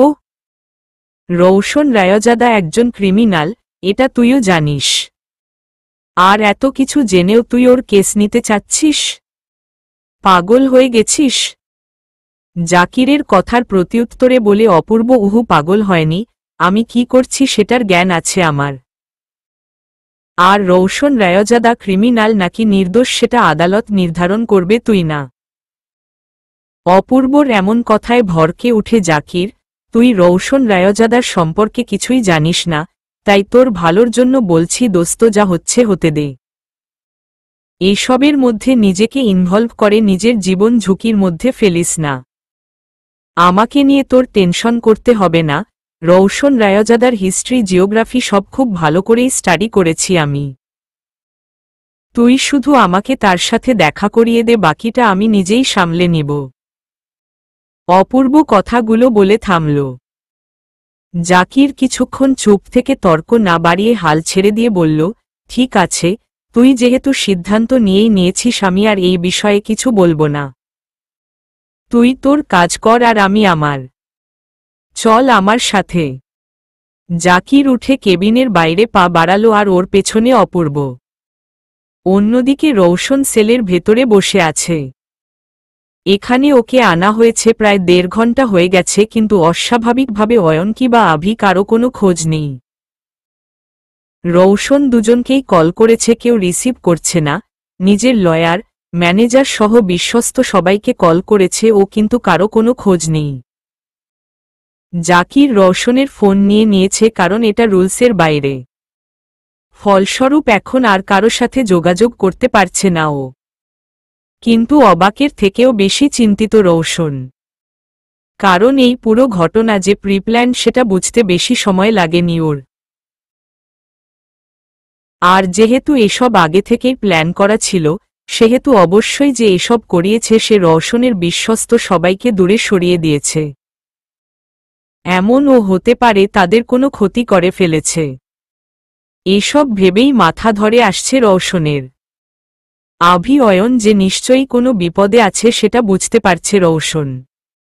কিন্তু এখানে বসে ও কিছুই করতে পারছে না। এই মুহূর্তে ওর নিজেরই সাহায্যের প্রয়োজন। হঠাৎ সেলের দরজা খোলার শব্দে ধ্যান ভাঙ্গে রৌশনের। সামনে তাকাতেই জাকিরকে দেখতে পায় ও, আর ওর পাশে অপূর্ব। আজ এই প্রথম অপূর্বর সাথে দেখা হলো রৌশনের। অপূর্ব জাকিরকে ইশারা করতেই জাকির বেরিয়ে যায় সেল থেকে। এখন সেলের মধ্যে শুধু রৌশন আর অপূর্ব। রৌশন উঠে দাঁড়ায়, প্রশ্নবোধক দৃষ্টিতে তাকায় অপূর্বর দিকে। অপূর্ব হেসে এগিয়ে আসে, নিজের হাত বাড়িয়ে দিয়ে বলে, অ্যাডভোকেট অপূর্ব শেখাওয়াত, আপনার কেসটা আমিই দেখছি। রৌশন কপাল কুঁচকায়, তাচ্ছিল্য হেসে বলে, আমার কেস তুমি হ্যান্ডেল করছো? কে পারমিশন দিয়েছে তোমাকে? আমি তো দেইনি। এখনো পারমিশন দেননি বা টাইম সিওর দেবেন? পুরো কনফিডেন্স নিয়ে কথাটা বলল অপূর্ব। ওর এমন কথা রৌশন যেন কানেই নিল না। অন্যপাশ মুখ ঘুরিয়ে বলতে শুরু করে রৌশন, দেখো, অযথা নিজের আর আমার মূল্যবান সময় নষ্ট করো না। আমার তোমাকে প্রয়োজন নেই। আমার নিজের পার্সোনাল লয়ার আছে। I don't need you. তুমি যেতে পারো। রওশনের কথায় অপূর্ব হেসে এক কদম সামনে এগিয়ে বলতে শুরু করে, রওশন রায়জাদার পার্সোনাল লয়ার? কে? অ্যাডভোকেট মনির হোসেন। আপনি হয়তো এখনো জানতে পারেননি, কাল রাত থেকেই তিনি লাপাত্তা, একদম উধাও। তার নিজের কেসই এখন পুলিশ দেখছে, সে কিভাবে আপনার কেস দেখবে মিস্টার রায়জাদা? অপূর্বর কথার রওশন চমকে পেছনে ঘুরে তাকায়। যেমনটা ও ভেবেছিল ঠিক তেমনই হয়েছে। এখন ও পুরোপুরি সিউর যে এই সব কিছুই প্রিপ্ল্যান্ড। এইদিকে নীলের সাথে গার্ডেনে গাছে পানি দিচ্ছে শুভা, সাথে টাইসেলও আছে। শুভা পাইপ দিয়ে গাছে পানি দিচ্ছে আর নীল টাইসেলের সাথে দৌড়াদৌড়ি করছে। ওদের আশেপাশে গার্ডরা ওদের পাহারা দিচ্ছে, কিন্তু হঠাৎ করেই বাড়ির মধ্যে 3 থেকে 4টা গাড়ি ঢুকে পড়ল আর সেগুলো থেকে হাতিয়ার হাতে অনেকগুলো লোক বেরিয়ে আসলো। এদের মধ্যে অর্ধেক বাড়ির ভিতরে আর বাকি অর্ধেক গার্ডেনের দিকে পা বাড়ায়। ড্রয়িং রুমের মিডল সোফায় নীলকে আগলে ধরে বসে আছে শুভা। পুরো বাড়ি ভর্তি এখন অচেনা মানুষে। সবার হাতেই হাতিয়ার আর পুরো বাড়িটাকে তারা এমনভাবে ঘেরাও করে রেখেছেন যেন এখন বাড়িটা তাদেরই দখলে। শুভা ভয়ে পুরো চুপসে আছে, অন্যদিকে নীলও শুভাকে জড়িয়ে ধরে চুপটি করে বসে। নিজেকে শান্ত রাখার সম্পূর্ণ চেষ্টা করছে শুভা, কারণ ও জানে ওকে নীলকেও সামলাতে হবে। কোনো মতে নীলকে কিছু হতে দিবে না ও, মনে মনে যেন নিজেকেই প্রতিজ্ঞা করছে শুভা। এর মধ্যেই আদনান বাড়িতে প্রবেশ করে। মুখে বিজয়ের হাসি তার। শুভা আর নীল আদনানকে চিনতে ভুল করল না, কারণ তাকে প্রায় অফিসে আর বাসায় এসে রওশনের সাথে বিভিন্ন বিষয়ে ঝগড়া করতে দেখেছে ওরা। আর আদনানকে যে রওশন কতটা অপছন্দ করে সেটাও জানে ওরা। কিন্তু হঠাৎ আদনান এভাবে রওশনের বাসায় এতগুলো গুন্ডা নিয়ে হাজির হওয়ার বিষয়টা বুঝতে পারে না শুভা। ওয়েল ডান মাই বয়েজ, খুব ভালোভাবে কাজ করেছ তোমরা। নিজের গার্ডদের উদ্দেশ্য করে কথাগুলো বলে আদনান রাজকীয় ভঙ্গিতে রওশনের সিঙ্গেল কুর্সিতে পায়ের উপর পা তুলে বসে পড়ল, তারপর পুরো বাড়িটাই তৃপ্তি নিয়ে চোখ বুলাতে লাগল। এতক্ষণ শুভা বারবার সবাইকে প্রশ্ন করেছে, তারা কে? কেন এমন করছে? ওদের আটকে রাখার কারণ কি? এমনকি রওশনের হুমকিও দিয়েছে, কিন্তু লাভ হয়নি। একটা লোকও কোনো ধরনের জবাব দেয়নি। জবাব তো দূরের কথা, ওদের দিকে তাকায়নি। মনে হচ্ছিল যেন নীল আর শুভা কোনো বস্তু যাদের বাইরে থেকে ধরে তুলে এনে বাড়ির ভেতরে আটকে রাখা হয়েছে। কিন্তু আদনানকে দেখে নিজের মধ্যে আবারও সাহস সঞ্চয় করে বলে উঠে শুভা, আপনি এসব কেন করছেন? রওশন জানতে। শুভার কথা কানে আসতেই আদনানের দৃষ্টি শুভা আর নীলের দিকে পড়ল। হাসল সে। তারপর অবাক হওয়ার ভান করে বলল, ওহো, আমি তো তোমাদের খেয়ালই করিনি। সরি বাচ্চারা, কিন্তু নিজের পরিচয় দেওয়ার আগে তোমাদের পরিচয় তো নিয়ে নেই। আদনান প্রথমে নীলের দিকে তাকিয়ে বলল, নীল, তুমি তো আমার খুবই পরিচিত। আয়ুষের ছোট ভাইয়ে তুমি। কত বড় হয়ে গেছ তুমি সোনা। আদনান উঠে নীলের মাথায় হাত দিতে নিলেই নীল ভয় পেয়ে শুভার সাথে লেপ্টে বসে। আদনান হেসে সরে যায় আর নিজের জায়গায় আবারও বসে পড়ে। এবার শুভার দিকে তাকায় আদনান, ওকে না চেনার ভান করে নিজের একজন গার্ডকে ইশারা করে বলতে বলে শুভার পরিচয়। সাথে সাথে গার্ডটি বলতে শুরু করে, নাম শুভা, রওশন স্যারের এমপ্লয়, 2 দিন ধরে এই বাসাতেই থাকছে। গার্ডের কথাগুলো শুনে আদনান শুভার দিকে তাকিয়ে বলতে শুরু করে, হোয়াট? এমপ্লয়? একজন সামান্য এমপ্লয়কে রওশন নিজের বাড়িতে এনে রাখবে কেন? তাও আনমেরিড আর এত সুন্দর একটা মেয়েকে।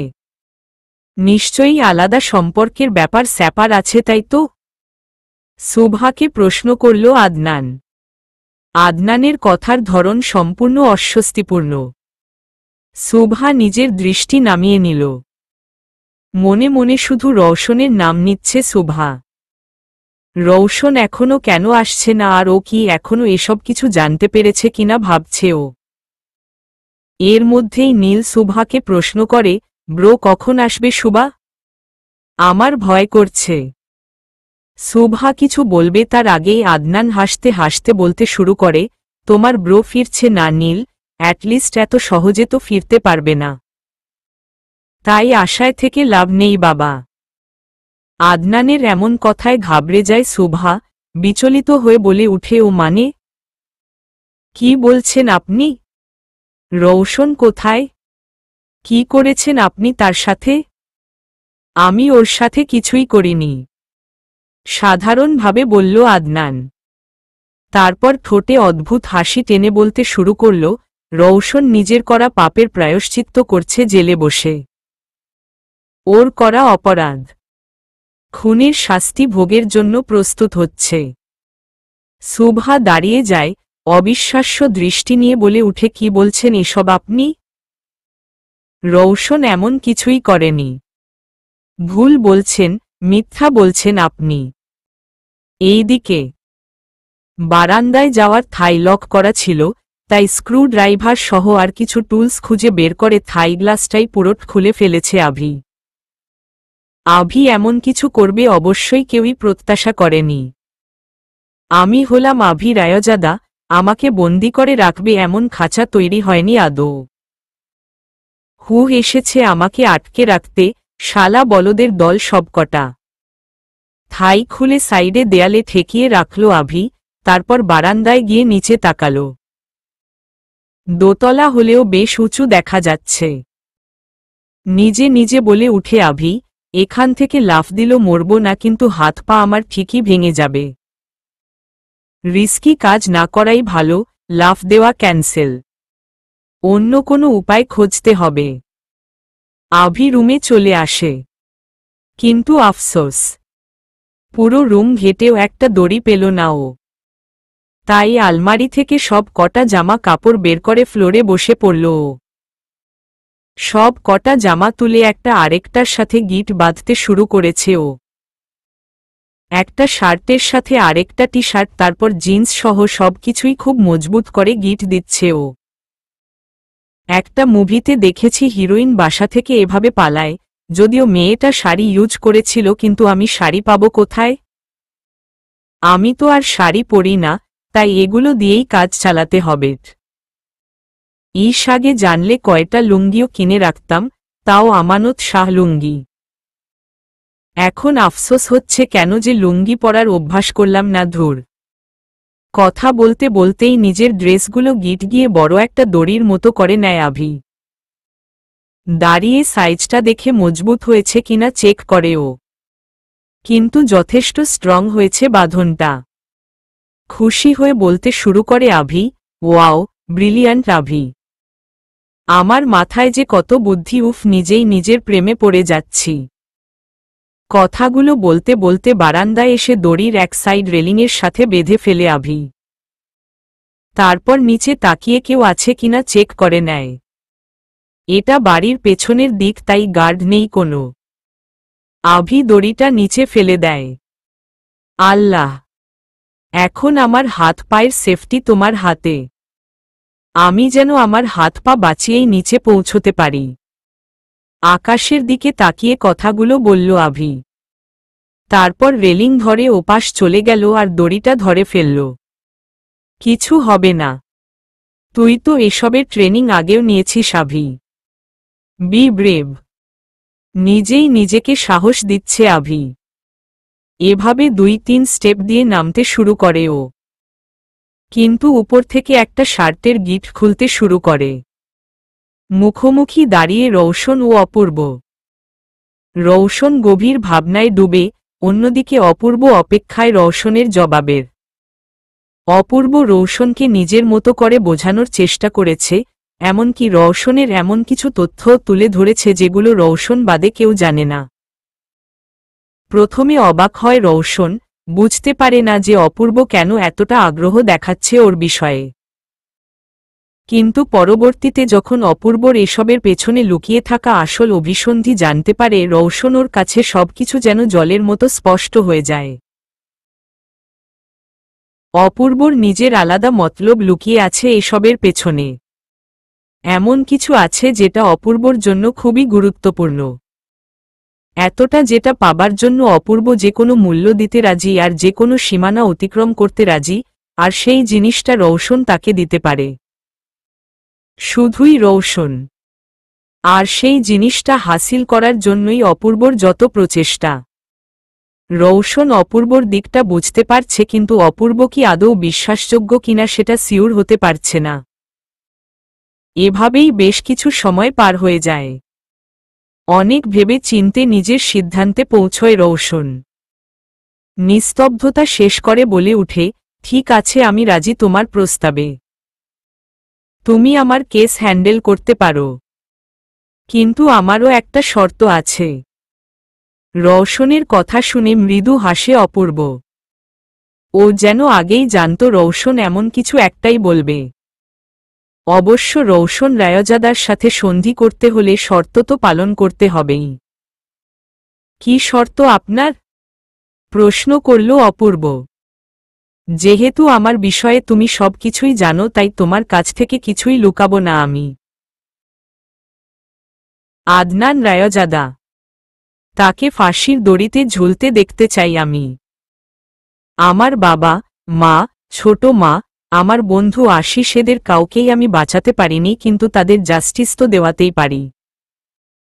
এত বছর আমি নীরব ছিলাম কারণ আমার কাছে যথেষ্ট প্রমাণ ছিল না, কিন্তু এখন আমার কাছে সে সব প্রমাণ আছে যেগুলো আদনান রায়জাদাকে ফাঁসির দড়ি অবধি নিয়ে যেতে পারবে। আমি চাইলে অনেক আগেই তাকে শেষ করে দিতে পারতাম, কিন্তু এতে আমার বন্ধুর উপর যে অপবাদগুলো লেগেছে সেগুলো মুছে যেত না। আমার বাবা মা, ছোট মায়ের খুনের আসল রহস্য সামনে আসত না, আর না অন্যরা তাদের প্রতি হওয়া অন্যায় আর আদনান রায়জাদার করা অপকর্ম সম্পর্কে জানতে পারত কখনো। আমার হাতের মৃত্যু তার জন্য খুব সহজ শাস্তি হতো। এজন্য এত বছর অপেক্ষা করেছি, ধৈর্য ধরেছি, প্রমাণ জুটিয়েছি তার বিরুদ্ধে। কথাগুলো বলে থামল রওশন, তারপর আবার বলল, আমি কি তোমাকে বিশ্বাস করতে পারি অপূর্ব? অপূর্ব একটা বড় নিঃশ্বাস ফেলল, ঠোঁটে মৃদু হাসি টেনে উদাসীন স্বরে বলতে শুরু করল, বিশ্বাস জিনিসটা জোর করে আদায় করা যায় না মিস্টার রায়জাদা, এটা অর্জন করতে হয়। আমাকে বিশ্বাস করা না করা এটা আমি আপনার উপর ছাড়ছি, কিন্তু এতটুকু অবশ্যই বলবো, যখন আমাদের জীবন থেকে আমাদের সবচেয়ে প্রিয় মানুষটিকে কেউ কেড়ে নেয় তখন কতটা কষ্ট হয় জানি আমি। কারণ সে কষ্টটা আমিও অনুভব করেছি, এখনো করছি। আর একমাত্র সেই কারণ যে আমি আজ আপনার সামনে দাঁড়িয়ে। কারণ আমার প্রতিশোধের আগুন প্রতি মুহূর্তে আমার ভেতরটা জ্বালাচ্ছে। আর যতদিন না আমি তাদের প্রতিজনকে খুঁজে শেষ করছি, এ আগুন শান্ত হবে না। তাই আপনি নিশ্চিত থাকতে পারেন। আর যাই হোক, অপূর্বর কাছ থেকে ধোঁকা জিনিসটা পাবেন না আপনি। আপনাকে কথা দিচ্ছি, আপনি আমার গন্তব্যের প্রথম ধাপ, আর আদনান রায়জাদা হচ্ছে সেই বাধা যে আমাকে আমার মঞ্জিল থেকে দূর করছে। কিন্তু আমি আমার মঞ্জিলের সামনে আসা বাধাকে দূর করতে জানি। আরেকটা কথা, আপনি নিশ্চিন্তে থাকতে পারেন, কারণ আগামী 3 ঘন্টার মধ্যেই আমি আপনার বেইল করিয়ে দেব। বাকি যা হবে তা আদনান রায়জাদার সাথে। কথাগুলো বলেই রওশনকে বিদায় জানিয়ে বেরিয়ে গেল অপূর্ব। এইদিকে নিজের বানানো দড়ি ধরে নিচে নামার চেষ্টা করছে আভি, অন্যদিকে উপরের দিকটা থেকে একটা শার্টের গিট খুলতে শুরু করেছে। আভি আরেকটু নিচে আসতেই হঠাৎ পায়ের শব্দ পায়। কেউ একজন এই দিকেই আসছে। ঘাবড়ে যায় আভি। ও ভাবছে হয়তো কোনো গার্ড এই দিকেই আসছে। আর যদি তারা ওকে এখানে ঝুলতে থাকতে দেখে ফেলে, অবশ্যই ওর পালানোর প্ল্যান বুঝে যাবে। তাই 1 সেকেন্ডও সময় নষ্ট না করে তড়িঘড়ি করে আবারও উপরে চলে আসে আভি। রেলিং ধরে উপরে উঠতে নিলেই ও পরিচিত একটা কণ্ঠ শুনতে পায়। চমকে দ্রুত নিচে তাকায় আভি। আর নিচে দাঁড়িয়ে থাকা মানুষটিকে দেখে নিতান্তই অবাক হয় ও।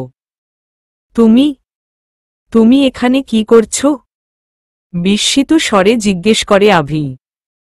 অন্যদিকে নিচে যে মানুষটি দাঁড়িয়ে সে অন্য কেউ নয় বরঞ্চ ওহি। লুকিয়ে সবার দৃষ্টি ফাঁকি দিয়ে এখানে পৌঁছেছে ও শুধুমাত্র আভির জন্য। হুঁশ ধীরে কথা বলো, কেউ শুনে ফেলবে। ঠোঁটে আঙুল দিয়ে ধীর স্বরে বলল ওহি। আভি ওহির কথায় সতর্ক হয়ে যায়। আশেপাশে চোখ বুলিয়ে দেখে নেয় কেউ আসছে কিনা, কিন্তু ওহি বাদে কেউ নেই। আভি স্বস্তির নিঃশ্বাস ফেলল, কিন্তু পরক্ষণেই চোখ গরম করে ওহির দিকে তাকিয়ে চাপা স্বরে বলতে শুরু করল, কি করছো তুমি এখানে?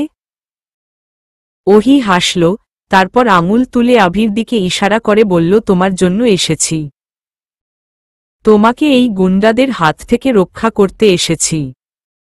আভি ওহির কথায় টাস্কি খেয়ে রইল। নাক কুচকে বিড়বিড়িয়ে বলল, যে নিজেকে একটা তেলাপোকা থেকে বাঁচাতে পারবে না সে এসেছে আমায় গুন্ডাদের হাত থেকে বাঁচাতে? Wow, very funny. কথাগুলো বিড়বিড়িয়ে বলে আবারও ওহির দিকে তাকায় আভি, তারপর ধীর গলায় বলে, তুমি ওখানেই দাঁড়াও। কোথায় যাবে না, স্টে দেয়ার। আমি এখনই নিচে আসছি, তারপর কথা বলছি। আভি রেলিং ছেড়ে দিয়ে আবারও ওর বানানো দড়িটা ধরে নেয়। খুব সাবধানতার সাথে নিচে নামছে ও, আর মাত্র একটু দূরত্ব বাকি। কিন্তু এমন সময়ই হুট করে একটা শার্টের গিট খুলে যায় আর আচমকা ভাবেই আভি উপর থেকে নিচে পড়তে থাকে। আভি যেন স্লো মোশনে নিচে পড়ছে এমন মনে হচ্ছে ওর। কিন্তু সত্যি বলতে ওটা স্লো মোশন ছিলই না, কয়েক সেকেন্ডের ব্যবধানেই ধরাম করে ফ্লোরে পড়ে আভি। অন্যদিকে আভির এমন করুণ অসহায় অবস্থা দেখতে না পেরে দু হাত দিয়ে মুখ ঢেকে নেয় ওহি।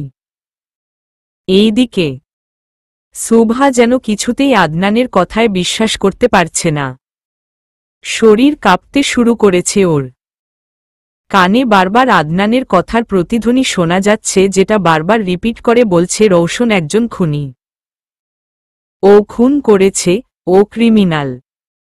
আদনান বলেই যাচ্ছে, রৌশন একটা না বহু খুন করেছে। ওর হাত মানুষের রক্তে রঞ্জিত। কত শত মানুষের ঘর উজাড় করেছে রৌশন। শুভার সামনে টেবিলে হাজারো প্রমাণগুলো যেন বাধ্য করছে শুভাকে আদনানের কথায় বিশ্বাস করতে। এতগুলো কাগজ আর ছবির মধ্যে একটা ছবিতে চোখ আটকে আছে শুভার।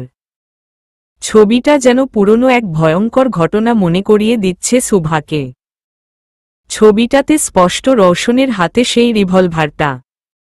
গ্লাভস পরিহিত হাতে রিভলভারটা দিয়ে শুভার সামনেই সেদিন রৌশন দুজনকে শ্যুট করেছিল। কিন্তু সেদিন শুধু গ্লাভস আর বন্দুকটি দেখতে পেরেছিল শুভা, কিন্তু আজ সেই হাতের মালিকটাকেও দেখছে ও। সেদিন অফিসেও এই বন্দুকটি দেখেছিল শুভা, মনের মধ্যে সেদিনই সন্দেহের বীজ বপন হয়েছিল ওর।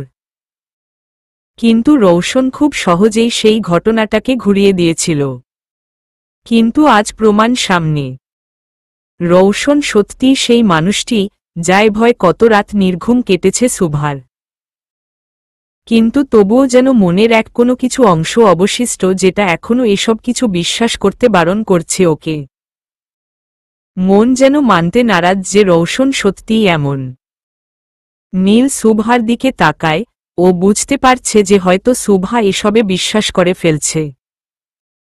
সাথে সাথে নীল টেবিল থেকে সব ছবি আর কাগজ নিচে ফেলে দেয়।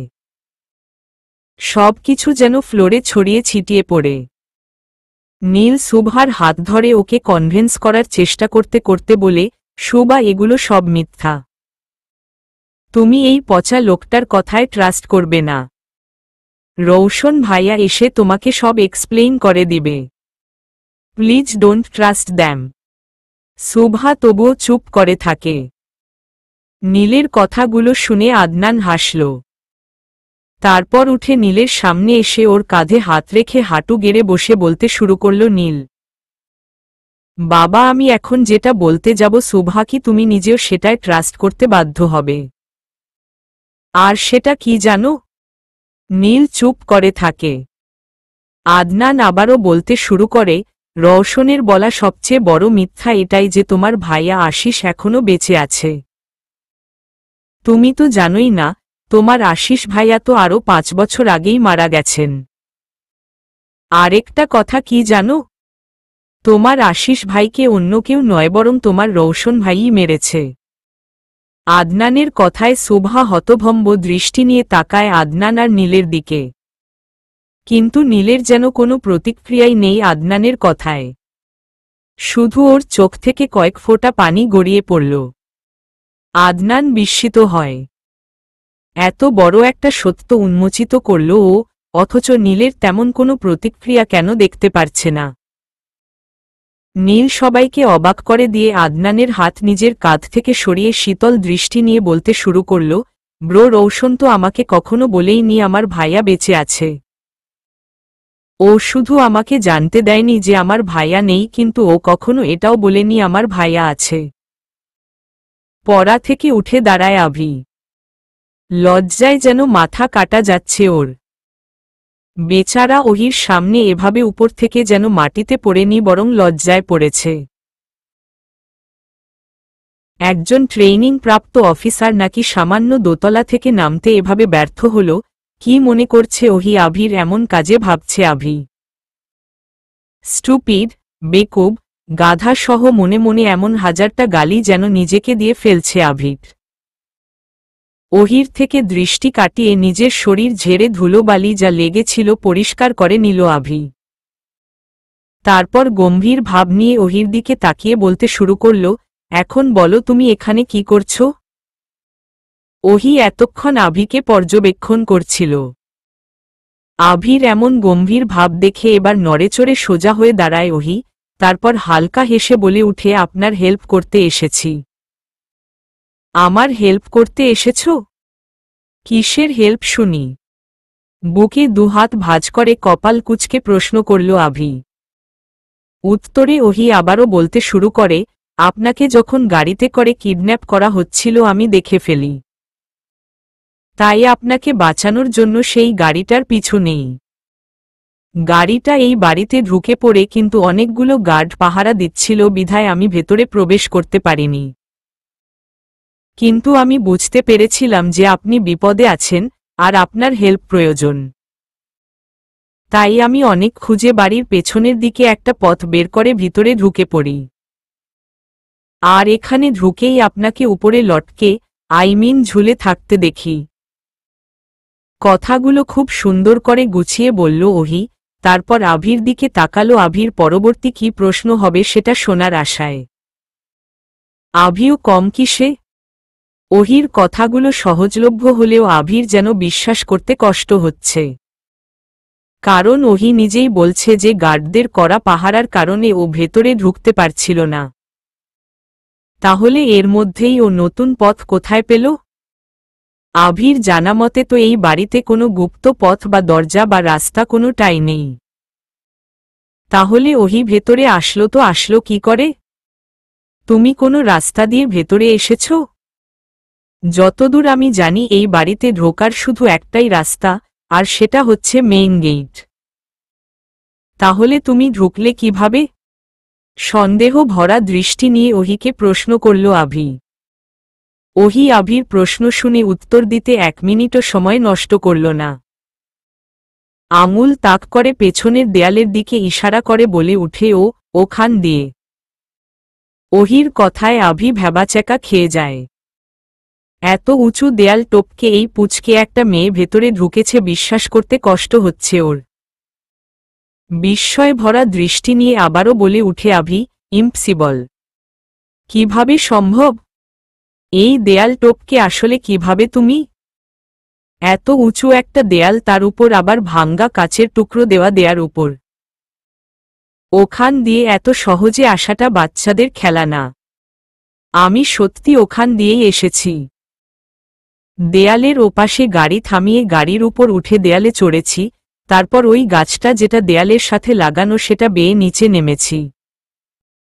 কিন্তু হ্যাঁ, দেয়ালে কাচের টুকরো তো ছিল, আর সেগুলো দিয়ে ব্যথাও পেয়েছি। এই কথাগুলো বলে ওহি আভির সামনে দুহাত তুলে দেখায়। এতক্ষণ আভি খেয়ালই করেনি ওহির হাত দুটো বিভিন্ন জায়গায় কেটে গেছে বা ছিলে গেছে। শুধু হাত নয়, হয়তো পায়েও ব্যথা পেয়েছে মেয়েটা। হঠাৎই যেন ওহির জন্য খুব মায়া হচ্ছে আভির। শুধুমাত্র ওর জন্য মেয়েটা এত কিছু করল, নিজেকে আঘাতপ্রাপ্তও করল, ভাবতেই অদ্ভুত একটা অনুভূতি হচ্ছে ওর। রৌশন ছাড়া ওর জন্য এতটা এর আগে কখনো কেউ করেছে কিনা মনে করতে পারছে না আভি। হয়তো ওহিই প্রথম। একটা দীর্ঘশ্বাস ফেলল আভি, তারপর মুচকি হেসে ওহির মাথায় আলতো করে হাত বুলিয়ে বলে থ্যাংক ইউ। কিন্তু হঠাৎই আভির মাথায় একটা কথা আটকে যায়, সাথে সাথে কপাল কুঁচকে বলে উঠে, ও ওয়েট আ মিনিট। তুমি কিভাবে বুঝলে যে আমাকে কিডন্যাপ করা হচ্ছে? আমি তো মাঝ রাস্তা থেকে কিডন্যাপড হয়েছি। তার মানে তুমি আবার আমাকে ফলো করছিলে? বিস্মিত মুখ করে বলল আভি। ওহি সাথে সাথে নিজের জিভ কাটে। ওই নিজের কথাই ধরা খেয়ে গেল। এইদিকে রওশনের সাথে দেখা করে এসেই নিজের কাজ শুরু করে দিয়েছে অপূর্ব। যেখান থেকে যতটুকু পারছে প্রুফ জমাচ্ছে ও। নিজের লোকেদের কাজে লাগিয়ে দিয়েছে ইতিমধ্যে, আর নিজেও সমস্ত চেষ্টা চালাচ্ছে রৌশনকে নির্দোষ প্রমাণ করার জন্য প্রুফ খুঁজতে। অন্যদিকে পুলিশ স্টেশনে দেখা যাচ্ছে অফিসার জাকির বসে রওশনের কেসের ফাইল ঘাঁটছে। পুরো ফাইল দেখা শেষ করে একটা জিনিস উপলব্ধি করতে পারে সে, আর সেটা হচ্ছে রওশনের উপর যতগুলো মার্ডার চার্জ রয়েছে তার মধ্যে বেশিরভাগ খুনি মোস্ট ওয়ান্টেড ক্রিমিনালদের হয়েছে। কিছু ক্রিমিনাল পলাতক আসামি ছিল, তো কিছু সেই সব আসামি যাদের পুলিশ কখনো নাগালই পায়নি ধরার জন্য। ফাইলটা টেবিলে রেখে দিল, নিজে নিজে বলতে শুরু করল, বেসিক্যালি বলতে গেলে এই নালার কীটপতঙ্গগুলোকে শেষ করে রওশন রায়জাদা আমাদের কাজটাকেই সহজ করেছেন। কিন্তু একটা কথা বুঝতে পারছি না আমি, আশিস আর ওই লোকটাকে কেন খুন করেছে সে? যতটুকু ইনফরমেশন আছে আমার কাছে, তার মতে তো আশিস রওশন রায়জাদার বন্ধু ছিল, তাও একমাত্র ঘনিষ্ঠ বন্ধু, আর সেই লোকটাও তার কাছের মানুষই ছিল। তাহলে এদের দুজনের খুনের পেছনের কাহিনীটা কি? কেসটা যত সহজ দেখাচ্ছে আসলে তত সহজ নয়। মনে হচ্ছে কেউ প্লেটারে সাজিয়ে পুরো কেসটাকে আমার সামনে হাজির করেছে। ঘটনা যেমন দেখাচ্ছে তেমন না। কিছু একটা তো মিসিং পয়েন্ট আছে, কিন্তু কি? হাতে কলম ঘুরাতে ঘুরাতে কথাগুলো বলছে জাকির। এইদিকে শরীরের দুর্বলতা যেন বেড়েই চলেছে রওশনের।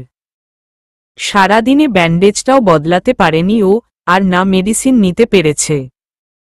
তার উপর আভি, নীল আর সুবহার টেনশনে মাথা ফেটে যাচ্ছে। চোখ দুটো অসম্ভব রকম লাল হয়ে আছে রওশনের। পুরো শরীর ঘামছে। দুহাত একসাথে মুঠো করে বসে আছে রওশন চুপ করে। কিন্তু বাইরে থেকে ওকে নরমাল দেখালেও ওর ভেতরে যেন তুফান বয়ে যাচ্ছে। শারীরিক আর মানসিক দুটোর চাপ যেন সহ্য করার ক্ষমতার বাইরে চলে যাচ্ছে। জাকির বসে বসে কেসটার বিষয়েই ভাবছিল, এমন সময় অপূর্বর কল আসে তার ফোনে। জাকির কলটা রিসিভ করতেই ওপাশ থেকে কিছু কথা শুনে কলটা কেটে দেয় জাকির। তারপর দ্রুত কয়েকজন কনস্টেবল নিয়ে বেরিয়ে যায় থানা থেকে। এইদিকে একটা বন্ধ গোদাম ঘরে ফ্লোরে রক্তাক্ত বাঁধা অবস্থায় পড়ে আছে অয়ন।